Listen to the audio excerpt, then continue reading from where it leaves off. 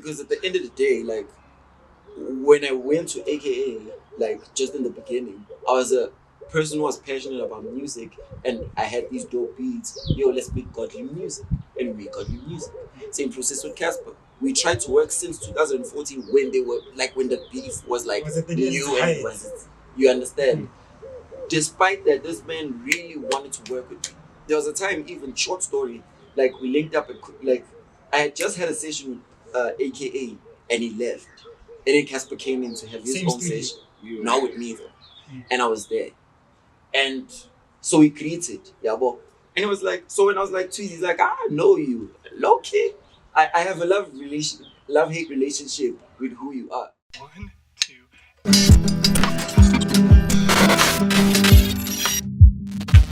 Yo, what's up, everybody? It's your boy Tweezy, and you're now tuned into Everything ESAM Music.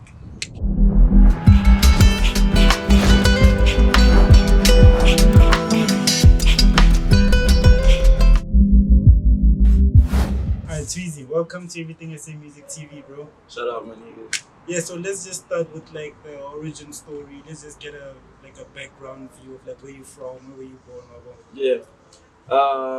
So by real name for Abangazi, Tumelo Thandokuhle Mathebula. I'm born in Durban, Westville. I moved up to Soweto when I was about 8 after the passing of my parents. And then, you know, I just grew up as a young Injiasekasi.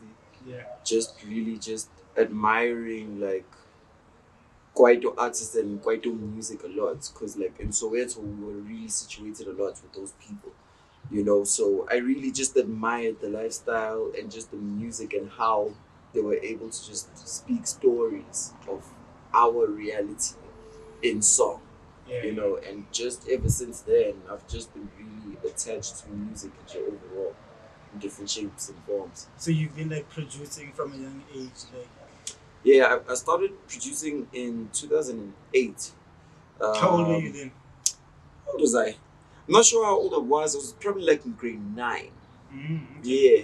So I went to an art school, the National School of the Arts. Oh, okay, the one in Bram. Yeah. Yes, sir. Yeah. So yeah, I was introduced to Film Studio 3 by a homie of mine. I thought it was a game. At the time, like I was because I used to do art, obviously, at the NSA. So everything was just visual orientated for me at that time, because Hotman Lamil Dala was like a visual artist. He used to sketch, he used to like paint and all that stuff. So at a time when I was like 14 or something, I got drawn into visual arts just out of his influences. He also influenced me in the hip hop, because he used to buy like a CD and everything, you know. So like, you know, as into Hotman Malenzi's Sure. eventually just rubs off to you. So I got introduced to Film Studio. Thought it was a game. When I realized what it was, for some reason I was like, this is my thing. And yo, I used to be crazy over the thing, man. At bank school, you know, like in the internet cafe, in Kipi 5 Randi. You know, internet cafe you Sure, yeah, yeah. 5 Rand will you get like an hour, 10 Rand, sure. 3 hours. Download the demo, share a beat, export it as MP3, because you can't really save on the demo.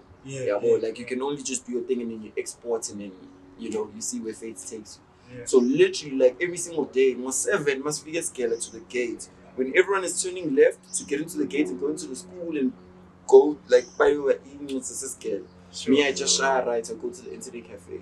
And then at like 3, like after school or whatever the case is, so in case police and whatever the case is, really, like you were at school. like they didn't even know if I was like banking or anything, because you know in high school it's not really that like well, I don't know about some in my high school, especially at NSA. Yeah. At NSA, like it was almost like varsity.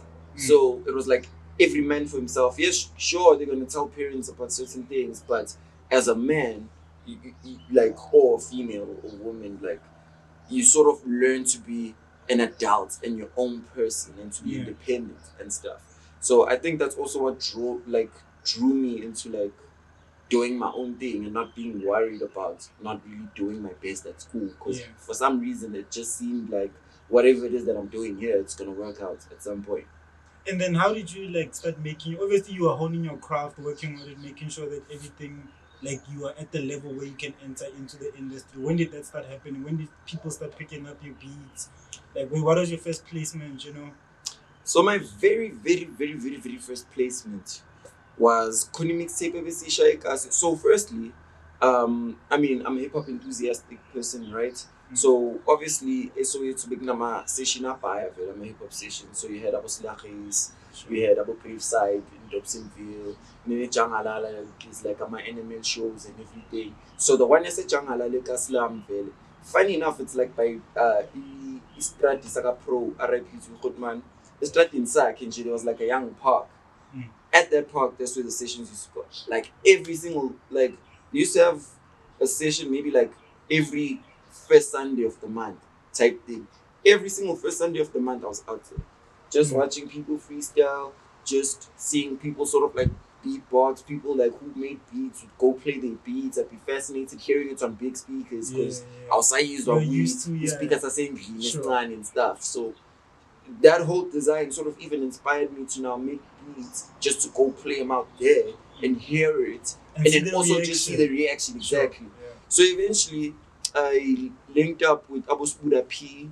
I was mentored by a guy, Ambitiouz Dr. Craze, no Lontuzana no Toli, and they sort of like they had like a full studio game order. They had like a MIDI keyboard, they had Amaro kits, they had a fancy Sakoni Phantom Power when we didn't have like what do you call it, like sound interfaces like your focus rights and ones.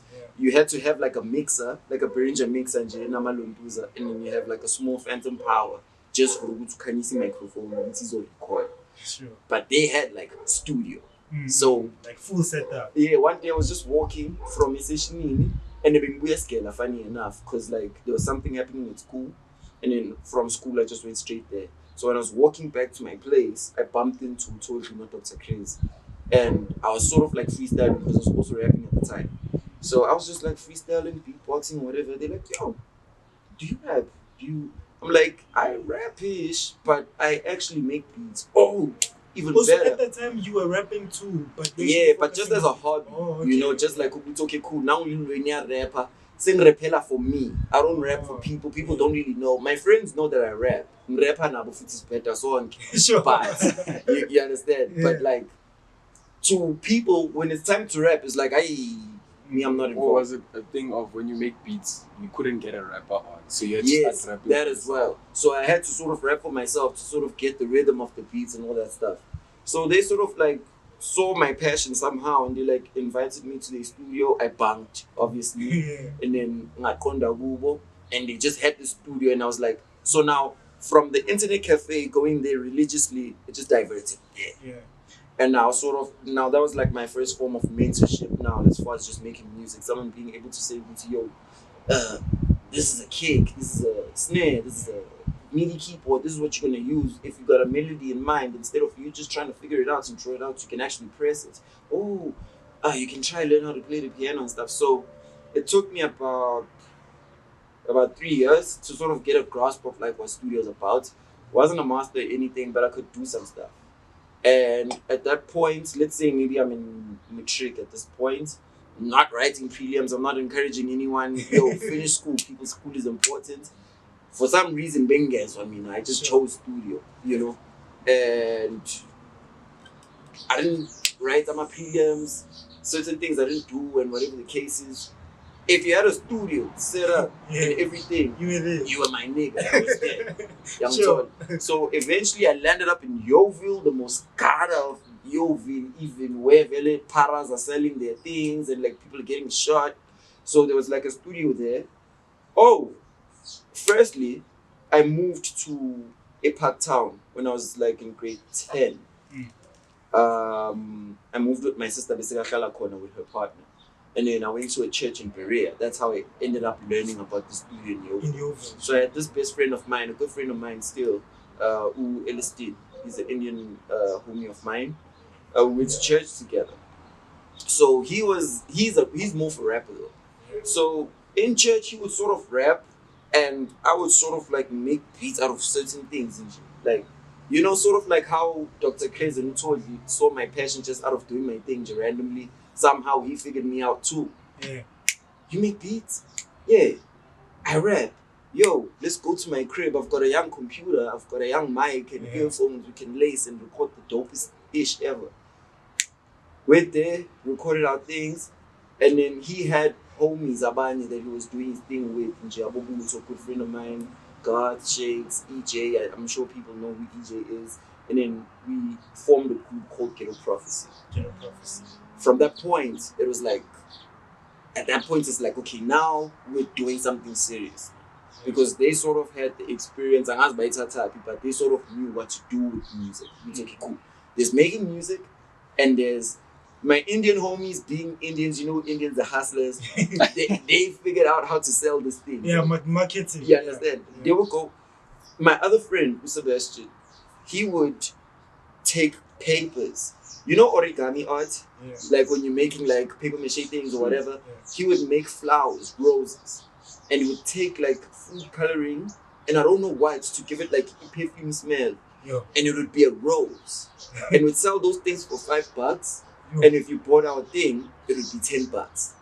So I kid you not, there was a time where we had 2,000 rand, where this guy was just selling this thing. He went from like in the morning, but we were on 5. Because we were like, okay, we got music. What are you gonna do with this guy was like, give me this music. We printed it, did our things, just went. We didn't even know we went. Just came back. I'm 5, and it just came. 2,000, I'm at 10 rand, and I'm at 50, 20. We were so hyped. Now we started getting introduced to proper studios where we pay studio time, getting engineers that can mix and whatever the case. That was at the point when we met Lady Lee, who used to go to school with Ubu, so a good friend of mine. And individually, we just sort of had our own experiences and like our own knowledge of how we're supposed to really make this thing happen. Because we would look up to our TKS and our squatter camp, especially because at the time we were 8. Yeah. And squatter camp obviously was quite deep now. So we were like, okay, cool. The goal is squatter camp. How do we make this thing happen or whatever the case is? Okay, let's take this money, let's studio time, let's mix, let's do this. And then we started going to local pubs around Yeovil and Hillbrow and whatever the cases perform. Then, God bless. Were you still in high school going to pubs? Yeah. This is now like when I was in matric. Like, and at this point, I was so sure, like, even at school, one of my teachers was just like, yo, bro, like, we're so concerned about you. Like, you really want this matric. You know the common matric story? Like, yo, you need your matric, you're gonna go work at ShopRite, you're gonna be broke, da, da, da, da. I was like, yo, it's cool. I'll work at ShopRite or whatever the case. I'll figure it out. But all I know is that West, I've got my niggas, we are squatter camp and everything. And you're doing what you love. Come on, eventually we're gonna be squatter camp there. Yeah. So obviously that didn't work out for long because like a couple years later, we started breaking up and like, you know, one maybe is seeing other people doing better than what we're doing and now he's being attracted to that. And then the other one is now in love because we had like a female. Now she's in love and now, yeah, but Ghetto Prophecy. Because at this time, this is probably like a year after school, we had all the knowledge, we had just made a song, charting on Metro FM, we're like number 16 highest. A very good video company at the time, Blue Boy Films, very popular at that time, shot a free video for us. We went and shot it there at Newtown. There's this place where every single person used to shoot their videos at that time. This kid shot his video. There's that bridge thing. It's like the pillars. Yes, the pillars. Oh, yeah, right there by the graffiti and everything, by Ritual Media Store. Yeah. We shot our video out there, right in front of Ritual Media Store, actually. And then, so from all those little things, we started gaining experience and learning from like what Tear Gas was doing with Cash Time and everything. We were heavily influenced by Cash Time when it was now 4 of us. And then we sort of like stuck really close to like their formula, trying to study what they're doing. Started trying to dress like them. We were broke. So like, I remember, and I don't know if Stoji is gonna remember this, I don't think he will. There was a time when this song of ours was popping in Oh My. Like, he tweeted and he laughed and he said, yo, who is these Ghetto Prophecy niggas who are like a broke version of Cash Time? And Twitter had their fair share of laughs when they found us and it was like, now we're popular for being the duplicates of these guys but the broke version. Still we did our thing, we hustled, we did our thing. Started affording to pay money for better videos, you know, spending 5K and stuff. And then slowly At that time but you surely. spent 5K on a video. Yeah. Damn. Because now, like, I mean, Sebastian taught us, like, you can find creative ways of selling the music. So, one way or we didn't have, like, definitive formulas where, like, today, like, people would say, okay, cool, we need a PR plan, we need social media marketing, we just thought, yo, what can get us money to just shoot a music video, do this.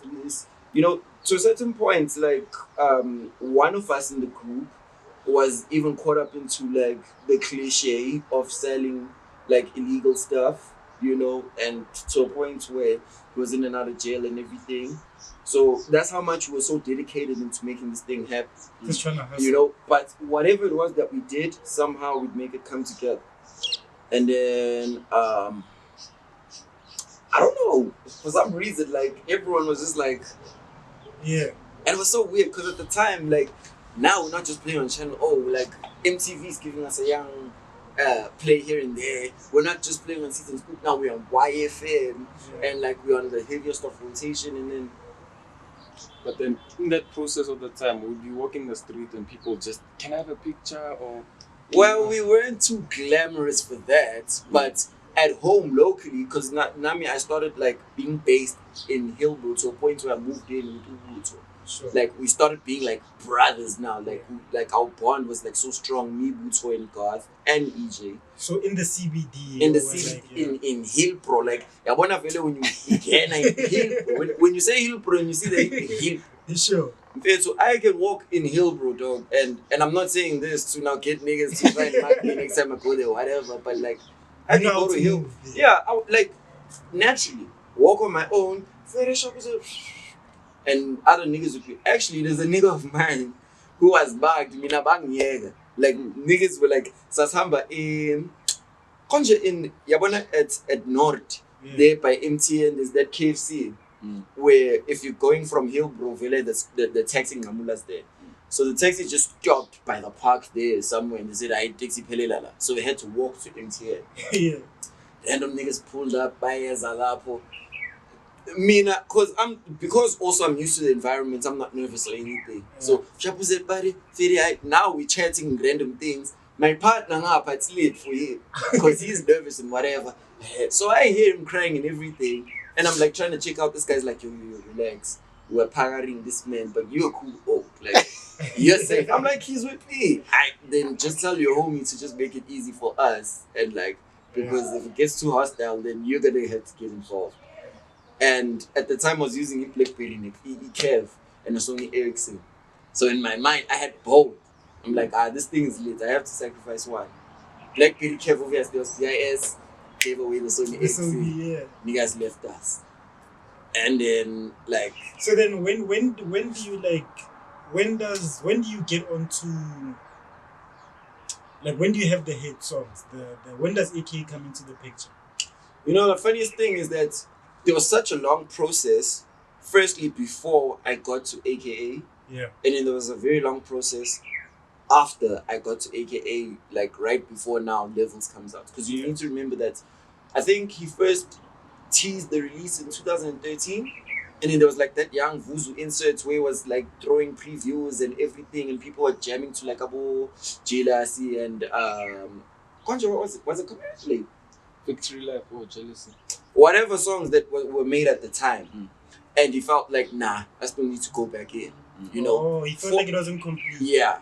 Stars aligned now for him to feel like that was going to be the moments where we're going to get introduced to each other and then, yeah, bro. So what was the process like? So quick fast forward to everything.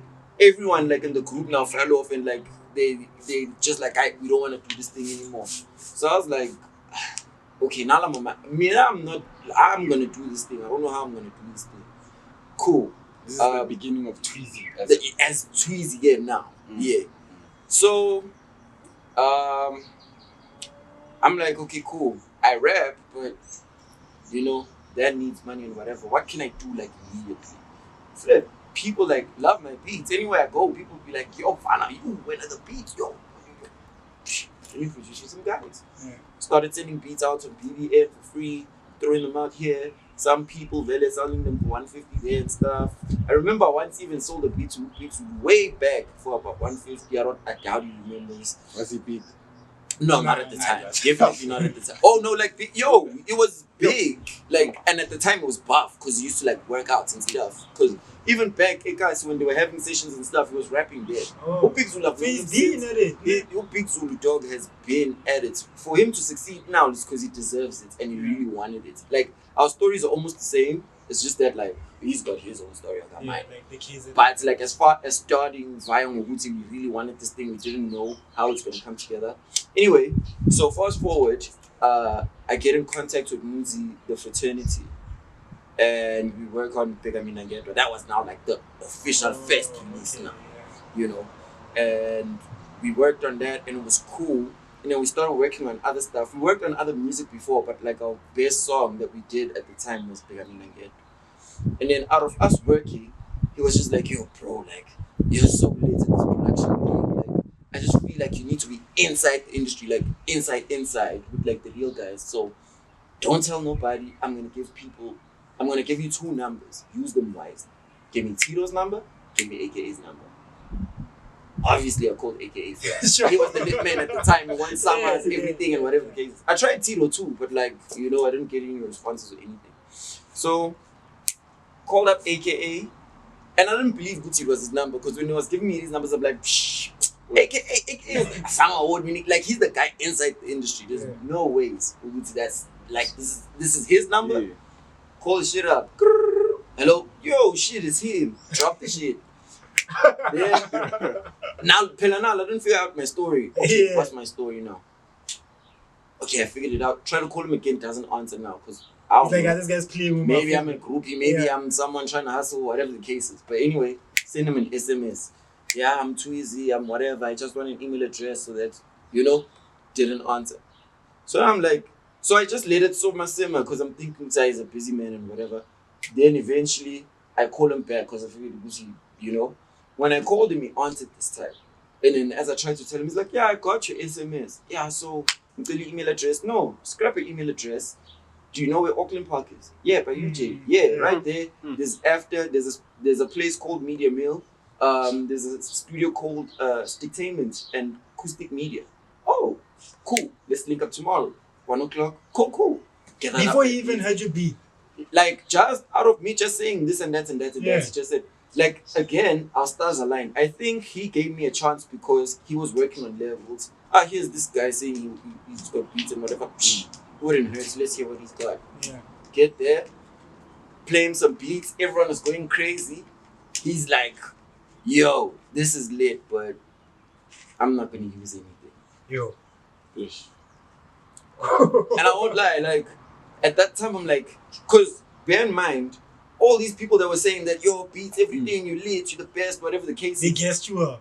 At the time when I got this situation, my close friends, when I told them about them, they were like, are you God? All these beats that you have, these 10 ones, he's buying all 10. And I'm like, so your plan was to sell, not to like work with him? Well, sell in the sense of like giving it out and like making progress with the work. Yeah, like you know? So this man's not meeting these beats. Yo, this man doesn't know what he wants. So now I'm paying. So now you bad. You know? So now he's packing up now, he's getting ready to leave. And then as he's about to get into his car, he's like, yo, you have my number. You know where I'm at. Peace. Yeah, boy. So I'm like, shit, you have my number, you know where I'm at. Same time, went back to the studio, made more beats, called him the next day, yo, I got more shit. Yo, shit already? I pull up. The next day, so you went home and like made more like stuff. Dog, you were like inspired. Basically zipping hill, bro. Yeah. Just to make him and whatever. That was our favorite hobby. Yeah. That day I scrapped that hobby and my nigga was winning that day, funny enough. Like he had like 60 rand or some shit. And I said, fuck everything, fuck all you niggas, I'm gonna make beats. Yeah. Went, I didn't sleep, I didn't gas, I didn't do anything. Made 3 beats, went straight to this guy. Let's do it, sir. Played again. Then there was this one beat. I had sampled EP Bogamsawa. Went crazy, everyone was going back. Said, see this one? It's the one, cool, we're gonna do the things. 2 days later, whatever, it's not the one. Ish.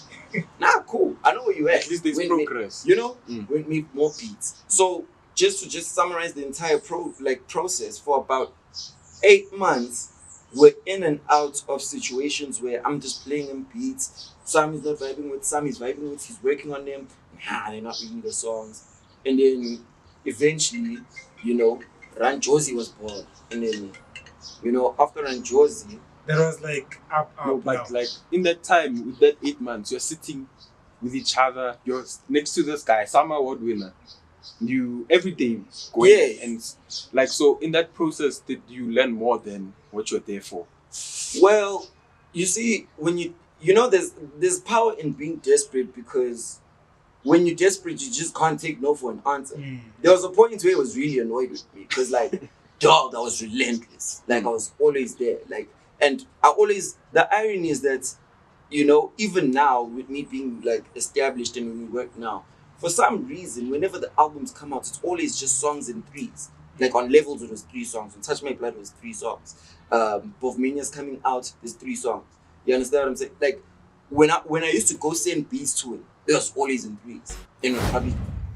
Then eventually, like, we got distant, like, we sort of, like, lost contact. And in probably, like, 2 months, like, after being, like, distant for about 2 months, like, he sends me an SMS saying, yo, pull up, like, I'm trying to, And then, he told me that he was going to wrap up the album. So he just needs, I want to rent Josie, something on that level, 2 more.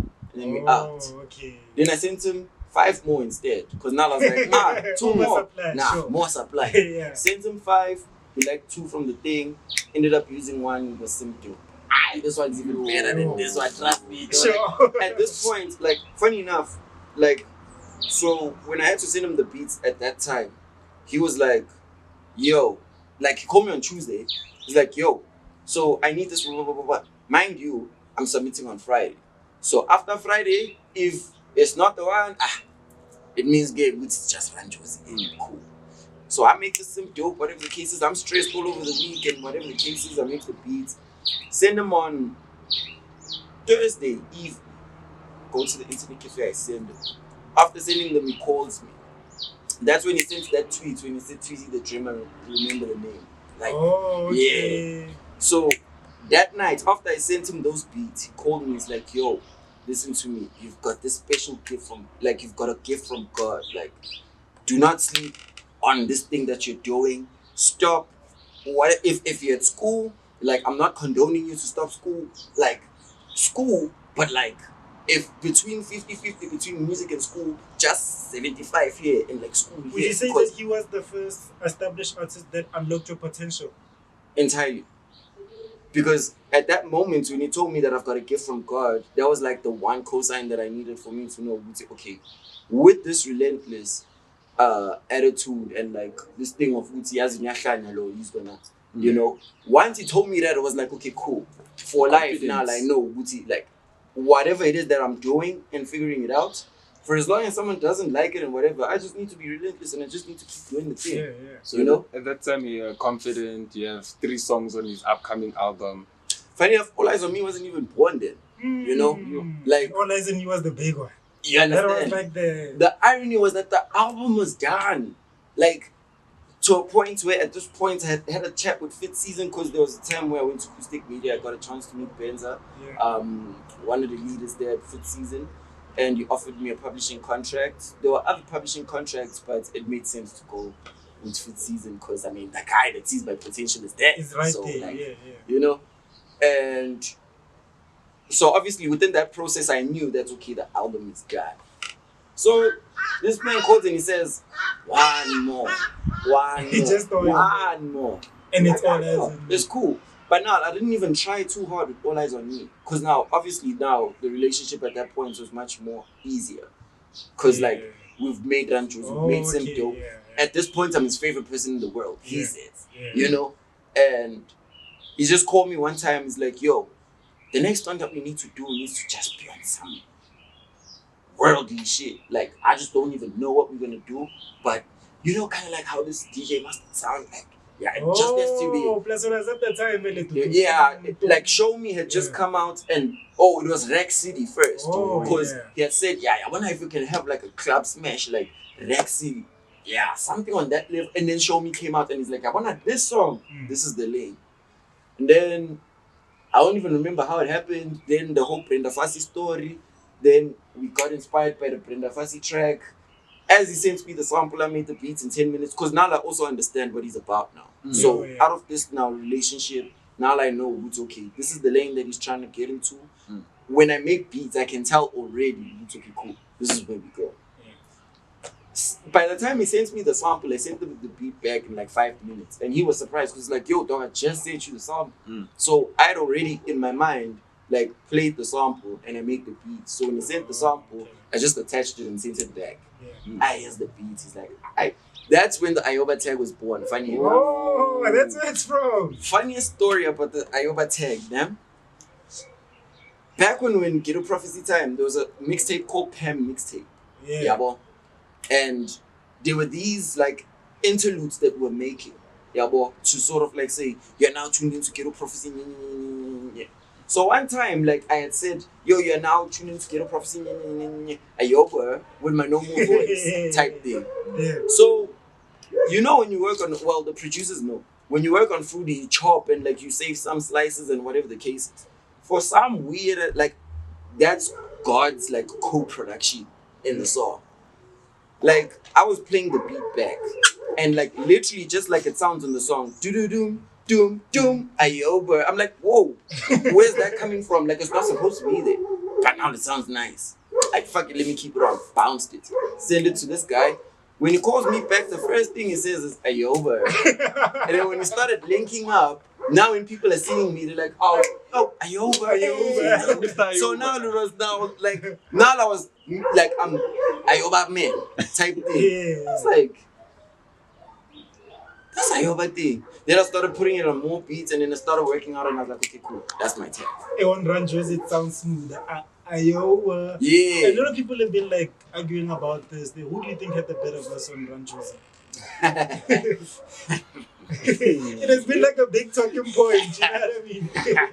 Okay, personally for me, you know, and I'll just say this as far as when I experienced the song, you know, when the song was first made, the first version of the song was AKA and Young. So the way people know it as far as first verse, and then Kotli Ranjosi, then it was Young's verse, which was fire as fuck, you know. Then, at the time, I think Nala was in studio trying to work with JR or something like that, or somebody. Anyway, I was in studio now with Lava, because Lava was the one that was engineering there. So me and Lava had built a relationship, and he was also working on his own things with my cousin who also makes beats with B1. So while we're working on our other things, he's like, yo, did you hear the final Ranchos? Ranchos? What's Ranchos? Because at the time I didn't know the song. You don't even know your own song. Just plays the song. So obviously I know the first verse, whatever. My flow so has this, but I get to keep nobody. Cool. Goes in. Then when it gets to Ushishili's again, and you're hoping for happiness, that's when it clocked. This is KO. I'm like, whoa. Oh, and then how you started in music. Exactly. You understand? Yeah. Sort of like, whoa. And then I heard I'm something like Haile Selassie, beautiful women in Jassy, Godspeed to my competition, fuck whatever your palm reads. I'm like, wow, what? So just to keep it short, my best moments in the song, better check credentials, better take. Protect your tempo. Yeah. Do you want progress? Do you want Rolex? Better make mine presidential. And I mean, because Nami, I ended up getting the watch, it even made it even more sentimental. That 4 bars in that entire song is what makes that entire song. So that's AKA's song entirely. I feel like those were like the golden years of SA hip hop, bro. 2014, 2015. Yeah. Like you guys birthed like something. But how do you feel the way it stands now? Like in 2020, SA hip hop, how do you feel about it? You know, funny enough, right now I feel like we're in 2014 again. Personally, even myself as a producer, like, you know, with just, especially because it's like, I just did Amatimoni with Cassper, but at the same time, you know, there's no conflict. I just did Cross My Head and Bovmania and stuff with AKA. Okay, cool, I'm doing this. Like, everyone is so open to making music. Like, don't even look at the drama that's happening on social media and whatever the case is. You know, the power of music is that when it comes to the music speaks for itself and it just lays every single thing else down. Oh, So with every single, especially newcomer, like look at your constitutions, you look at your 25Ks, you look at your vocalistics, you look at your dequalers, like everyone is just so hungry for SA hip hop to be at the top, as far as like I want to be the GOAT and I want to be dope and I want to be Costa Teach or I want to be 25K, but also just in the sense of I want to be dope because I want to be the one to put SA hip hop at the top. Which was the same thing with 2014. Yeah. AKA was making levels like, yo, SA hip hop needs to go to the top. Then you've got this guy from Town, Cassper Nyovest, he's coming with his thing now. His goal is to put SA hip hop on the top.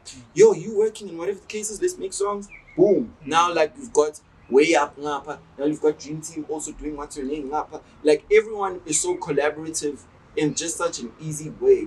All you have is just hits and hits and hits and hits. It feels like a movement again. Yeah. And I think that's the most important thing because, like, fuck the charts. People, like, I feel like that's even the divide and conquer with everything. Like, cool, the numbers are important and everything or whatever the case is, but at the end of the day, you've got people like Ricky Rico visionary enough to make a Cotton Fest. Imagine 25K with Zuchi and, like, his crew and everything, all that music. And then at the same time, that same guy, he's got a song with Costa Teach, and he's got his own guys because he's got his crew about Phantom and all the guys and Benny Chill and everything. And now when we come to Cotton Fest, it's like a big ass party.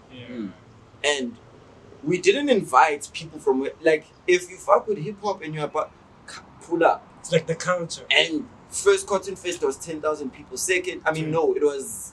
I forgot the numbers, but like I think the highest was 10, 20, something like that. But either one of them, it's like still like mind blowing because it's like you've got that many fans there to celebrate hip hop and culture, and it doesn't matter who's the hottest rapper. It doesn't matter. Everyone is lit. It's a party. It's going down. Do you feel like you can actually? No, what I wanted to ask you because we spoke about working with two different artists which have certain agendas. Not even agendas, ideas of each other. But how don't you inherit that? Because sometimes, you know, some people will make you inherit the beef, or in terms of because you're making music for both parties, and how do you avoid being in a situation where you have to choose sides? By not choosing a side. Yeah. Because at the end of the day, like when I went to AKA, like just in the beginning, I was a person who was passionate about music and I had these dope beats. Yo, let's make godly music. And we make godly music. Same process with Cassper. We tried to work since 2014 when they were like when the beef was like new and you understand. Despite that, this man really wanted to work with me.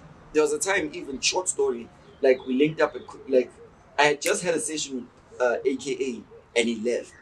And then Cassper came in to have his own session. Not with me though. And I was there. And so we greeted, and it was like, so when I was like, Tweezy, he's like, I know you, low key. I have a love-hate relationship with who you are. For us to be able to work and have the chemistry and come up with a song like Amatimoni, it all came from the chemistry of being able to respect each other mutually from 2014, out of us wanting to work with each other despite. So fast forward in 2020, now they both know at the end of the day, like, I have nothing to do with whatever's going on there. You know, I respect both of them equally, and they're both amazing artists. And like, you know, I'm down to make amazing music. That's my cause. Like, you represent whatever you represent, cool. But like, let's make music and let's make fire, and then let's see where we go from there. And that's how I sort of find myself in a situation where it's very easy for me to work with anyone because everyone is also so receptive and ready to work with me, which is like the greatest blessing also. Do you feel like producers are underappreciated? Not anymore. Not anymore. Like, and when I was younger, I used to be ignorant. Like, what I did with Producers Must Rise back in the day was the right thing to do. I didn't do it the right way. You know, what I was supposed to do was, you know, the same way I was able to respect artists mutually and work with them on the song, I was supposed to speak to them and say, okay, I'm a good man. What do you guys think can be done to sort of do something that can shine a light on producers and people behind the scenes, because it wasn't just about producers, it was about everyone that's behind the scenes, whether you're the videographer or whether you're the engineer, just for people to know at the end of the day, for you to get a Tweezy, the artist, there was the producer, there was the manager, there was the whatever. But now, because I was young and I was ignorant, like I sort of went the aggressive way around it, which was impactful, but not in the right way. Let's talk about your position now. How did you get your position at Ambitiouz? What led up to that? And can you please just describe to us what exactly it is that you do there? So, yeah, shout out Ambitiouz. This is my family right here. For sure. Like, Yabona, like, Mathebula Ngesbo, that's my family. Yeah. Ambitiouz Entertainment. Yeah. Since inception, 2015, you know, myself and the team then have just had a really dope relationship. Just on a mutual, like everyone else, just, yo, we need beats and we just want to work with artists and stuff. And obviously, just as time went, and we started working a lot more, like the relationship just grew strong. Just between me and the artist, like me and MT, like Suga from Dala, me and Fifi, like I knew Fifi from back in the day a bit. She didn't know me, I knew her. When I was introduced to her, I really wanted to work with her, so she felt that passion and we clicked. And it was really like, you know how people say, how Tweezy, we thought you were signed to Ambitiouz. It was like that's how it is. I'm not signed, but I am type thing, you know, because it's family, you know, like even to a point, if I was to ever not have a roof over my head or something like that, like Ambitiouz is my family, you know. So even just as far as me becoming creative director of like A&R in the label, I was pretty much doing that all along. It's just that now it was like, yo, the company's big, everything is formal. For those who don't understand, like what exactly is creative director of A&R? Okay, cool. Let's grab creative director because that's just office talk. Yeah. A&R is pretty much, it's like being a manager of the music. You're literally the liaison of the music. So you have the best idea of who would be the best producers to give us who will help us achieve the goal that we want to achieve with the artists. You know, building the relationship with them. And low-key, almost all producers are gifted with the art of A&Ring, because being a producer is like being a movie director. Yeah, you get to sit at the back and just you see the entire vision. As far as, and you started like from the ground up. You understand? And I've been through so many studios and I've worked with so many artists and I've learned so much with just me being working with Fit Season and being published there, to me starting my own publishing company and then me doing this and that and that. Now I've got the knowledge and the experience and the network. So now obviously I'm much more valuable to a company as well because I know what I'm doing and I'm already relentless and passionate enough to make sure it comes out the way that I see it. How do you, like, what would you say to other upcoming artists, producers specifically, like, who just don't want to be producers, who want to give value to music companies as well? Like, how do you get from just making the beat to actually being in a room where you guys make decisions on, like, big labels and, like, the biggest artists in the country? Learning, dog, like, you know, we're blessed to have the internet where whatever question or whatever it is that you really seek as far as acquiring knowledge is already there. You just have to go get it and seek it and like consume it, you know. So the more you can just equip yourself as far as knowledge goes, and the more you can be flexible enough to not think about, like, making a living is cool and it's important and whatever the case is, but I mean, at the end of the day, people need to know your value. So it's key to sort of build relationships and reputation and, you know, the works for people to understand that, okay, cool, you're talented and you make fire music, but as well, you know how to help me achieve the goal. The goal is to make amazing music and to put it out there. So if you're a producer that knows how to even, you know, gel with the artist energy-wise, to be able to tell them, yo, I want to on this beat, if you mention, people find more value in you because it's like, okay, cool.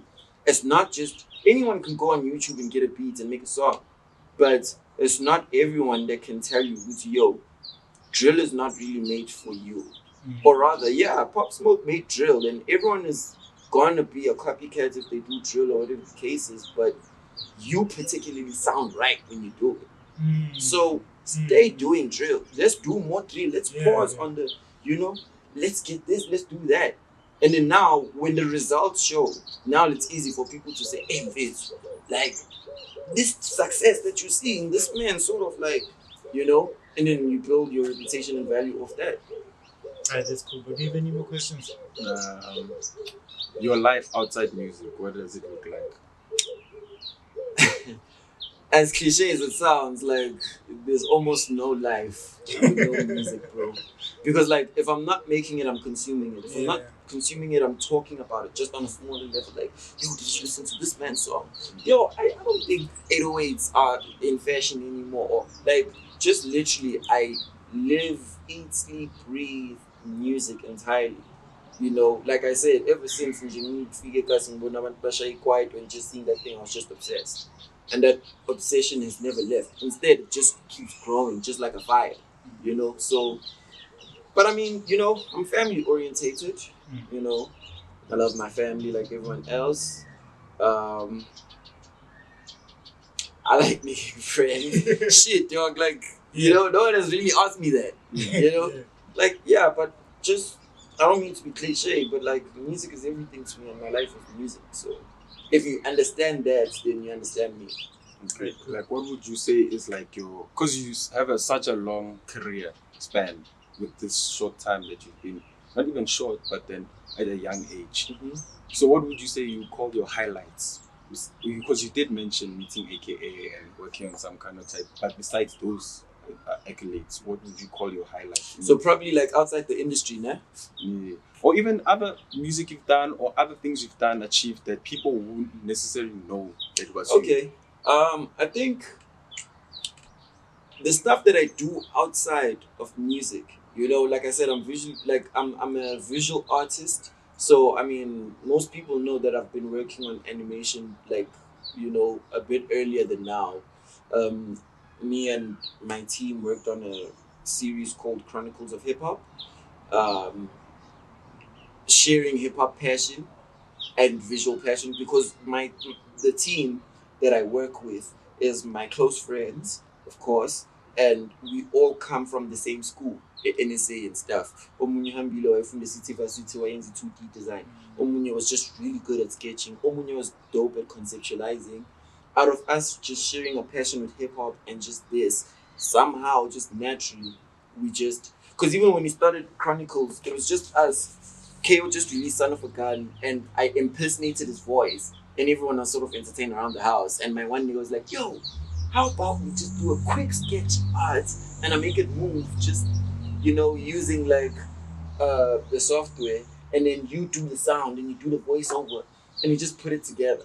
And then after putting it together, we were so amused, we were so ready to just see everyone else's reaction. So we put it out on YouTube and it just, so from there, we just really made it a thing.